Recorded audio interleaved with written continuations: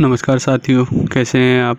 आज की वीडियो में मैं फिर लेकर हाजिर हूँ क्लास 11th की अकाउंटेंसी के chapter 6 trial balance and rectification of errors के और MCQs। तो स्टार्ट करते हैं क्वेश्चन 33 से। तो rent paid to landlord amounting to ₹500 was credited to rent account with ₹5000 in the rectifying entry rent account will be debited with, मतलब मकान मालिक को भुगतान किए गए किराए की राशि ₹500 को किराए के खाते में ₹5000 जमा किया गया। सुधारात्मक प्रविष्टि में या सुधार जो प्रविष्टि करेंगे उसमें किराए खाते कितने रुपए से अपन डेबिट करेंगे। तो मतलब ₹500 अपने को किराए की राशि थी जो किराए खाते में दिखानी थी, उसको अपन ने ₹5000 से दिखा दिया है। तो अब किराए खाते को अपन कितनी अमाउंट से डेबिट करेंगे, क्योंकि ये खर्चा है तो ये डेबिट होना चाहिए, खर्चे का नेचर जैसे मैंने बताया था। तो यहाँ 500 से डेबिट होना चाहिए था, लेकिन इनने ₹5000 से क्रेडिट कर दिया, मतलब उल्टी साइड में इसको दिखा दिया है। तो यहाँ ऑप्शन सी आएगा, ₹5500 यानी ₹5500 से अपन इसको डेबिट करेंगे, क्योंकि ₹500 जो होने चाहिए थे और ₹5000 जो अपन ने क्रेडिट कर दिए उसको भी वापस अपने को डेबिट करना पड़ेगा, तभी जाके एंट्री अपनी मैच होएगी। तो ₹5500 से रेंट अकाउंट यानी किराया खाता डेबिट होएगा। फिर क्वेश्चन 34 है, which of the following statement is true, मतलब निम्नलिखित में से कौन सा कथन सत्य है। तो ऑप्शन ए आएगा यहाँ पे, error of recording in subsidiary book doesn't affect trial balance, मतलब सहायक बही में दर्ज करने की त्रुटि तलपट को प्रभावित नहीं करती है। तो क्योंकि एक्चुअली इसलिए होएगा क्योंकि उसमें जो गलतियाँ हो गई है वो लेजर में एज इट इज आ जाती है और वो अपन पकड़ नहीं पाते हैं, तो वो तलपट में बैलेंस शो होता है अकाउंट का, तो बैलेंस उसी अकॉर्डिंग आ रहा होगा, तो वो तलपट से प्रभावित नहीं कर पाएगी क्योंकि वो बैलेंस एज इट इज दिखेगा उसमें। तो बाकी जो ये सहायक बही के योग में त्रुटि तलपट को प्रभावित नहीं करती है, ये कथन असत्य है, क्योंकि तलपट को ये प्रभावित करेगी, क्योंकि जो योग लगेगा वो मिसमैच होएगा और उस मिसमैच की वजह से ये तलपट भी मिसमैच होएगा, उसका टोटल बैलेंस मैच नहीं करेगा। फिर है तलपट का मिलान एक निर्णायक सबूत है कि सभी लेन देन दर्ज किए गए हैं, लेकिन ऐसा भी नहीं है, ये भी गलत है, क्योंकि जरूरी नहीं है कि सारे लेन देन या जो अपने ट्रांजैक्शन है वो रिकॉर्ड किए गए हों, क्योंकि जो ओमिशन की जो एरर होती है, एरर ऑफ ओमिशन मतलब भूल या चूक की, जिसमें लेन देन दर्ज होने से रह जाते हैं, तो वो तलपट नहीं पकड़ पाता है, तो वो नहीं होते हैं दर्ज, तो भी तलपट में अपना मैच कर सकता है। तो जरूरी नहीं है कि तलपट मैच कर रहा है तो मतलब सभी लेन देन दर्ज किए गए हो, इससे ये जरूरी नहीं है। फिर और तलपट जनरल और खाता बही का एक हिस्सा है, ये बात भी गलत है, क्योंकि ये इसका हिस्सा नहीं है, ये अलग ही है, आप चाहो तो बनाओ नहीं मत बनाओ, ये अलग ही अपना एक इंडिपेंडेंट एक स्टेटमेंट होता है जो ज़रूरी नहीं है बनाना, आप चाहो तो अर्थमेटिक एरर जो है उनको पकड़ने के लिए आप ये बना सकते हो। फिर क्वेश्चन 35 है, suspense account shown in the trial balance will be entered in the, मतलब तलपट में दिख रहा उचंती खाता दर्ज किया जाएगा, मतलब इसका जो उचंती खाते का जो बैलेंस होगा जो लास्ट में उसको अपन कहाँ शो करेंगे। तो ऑप्शन डी आएगा इसमें, बैलेंस शीट यानी चिट्ठे में अपन इसको शो करते हैं। फिर क्वेश्चन 36 है, which of the following statement is false, मतलब निम्नलिखित में से कौन सा कथन असत्य है।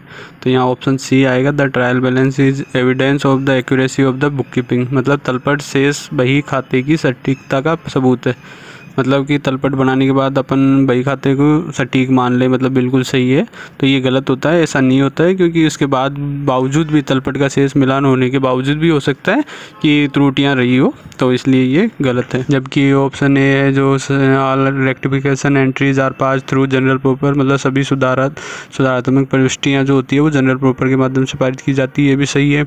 और जो बी ऑप्शन है, और suspense account is created when the total of a trial balance don't agree, मतलब उचंती खाता तब बनाया जाता है तब तलपट का योग नहीं मिलता है, तभी अपन जो डिफरेंस है उसको उचंती खाते में डालते हैं। और जो ऑप्शन डी है, trial balance can agree despite errors, मतलब तलपट शेष जो होगा वो त्रुटियों के बावजूद भी सहमत हो सकता है, मतलब उसका बैलेंस मैच कर सकता है, जैसा कि अपन ने पहले ही बात की। तो ये तीनों कथन बाकी सत्य हैं, बस ये सी ऑप्शन वाला कथन सत्य नहीं है। क्वेश्चन 37 है, errors which affect one side of an account are called, मतलब वे त्रुटियां जो खाते के एक तरफ को ही प्रभावित करती है कहलाती है, मतलब ऐसी त्रुटियां को क्या कहेंगे जो एक साइड को ही, मतलब या तो डेबिट साइड को या क्रेडिट साइड को ही प्रभावित करती है या इफेक्ट डालती है जो, तो उसको option a single sided errors यानी एक तरफा त्रुटियां कहते हैं, जिसमें एक ही तरफ की डेबिट या क्रेडिट साइड प्रभावित होती है। फिर क्वेश्चन 38 है, how many methods are there for preparing trial balance, मतलब तलपट तैयार करने की कितनी विधियाँ हैं। तो ऑप्शन सी है यहाँ पर 3, मतलब 3 तरीके के 3 मेथड होते हैं जिनसे अपन ट्रायल बैलेंस बना सकते हैं। तो मैंने नीचे दिखा रखा है आपको 3 मेथड कौन कौन से हो सकते हैं या विधियाँ कौन सी है जिससे अपन ट्रायल बैलेंस अलग अलग तरीके से बना सकते हैं। तो वो 3 मेथड हैं, बैलेंस मेथड, टोटल मेथड और तीसरा है टोटल कम बैलेंस मेथड। तो ये क्या होएगा, पहला होता है बैलेंस मेथड। इसमें क्या करेंगे, इसमें अपन जो है कि जो भी अकाउंट होंगे उनके जो बैलेंसेज होंगे रेस्पेक्टिव डेबिट या क्रेडिट साइड, उसमें ही दिखाएंगे अपन की ट्रायल बैलेंस के डेबिट साइड में दिखा देंगे या क्रेडिट साइड में जो भी बैलेंस होगा अकाउंट का। दूसरा मेथड जो होगा टोटल मेथड, उसमें अपन ये करेंगे कि जो भी खाते के डेबिट और क्रेडिट साइड में जो भी अमाउंट है वो दोनों साइड दिखाएंगे। ट्रायल बैलेंस के डेबिट साइड में डेबिट जो है टोटल आ रहा है वो दिखाएंगे और क्रेडिट साइड में जो क्रेडिट का टोटल आ रहा है उस अकाउंट का जो भी अकाउंट होगा रेस्पेक्टिव। और थर्ड जो है टोटल कम बैलेंस मेथड, इसमें दोनों चीज़ें दिखा देंगे अपन, उसका बैलेंस भी दिखा देंगे अकाउंट का रेस्पेक्टिव का और टोटल भी दिखाएंगे डेबिट और क्रेडिट साइड का, मतलब इन दोनों का मिक्स रूप वो कहलाता है।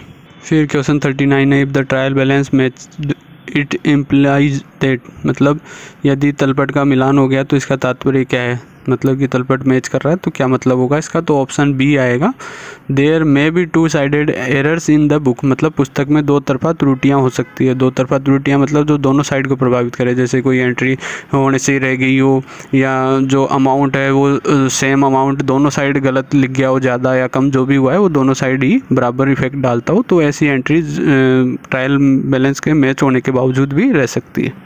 फिर क्वेश्चन 40 है, errors committed by omitting entries in the general book is called, मतलब जनरल बुक में प्रविष्टियाँ छोड़ देने से होने वाली त्रुटियाँ क्या कहलाती है।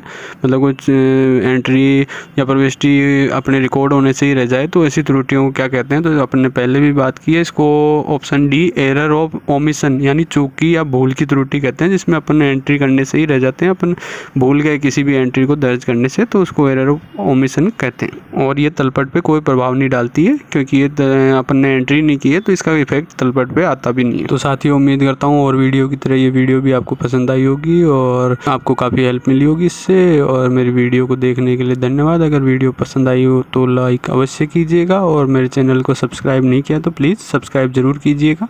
जय हिंद, जय भारत।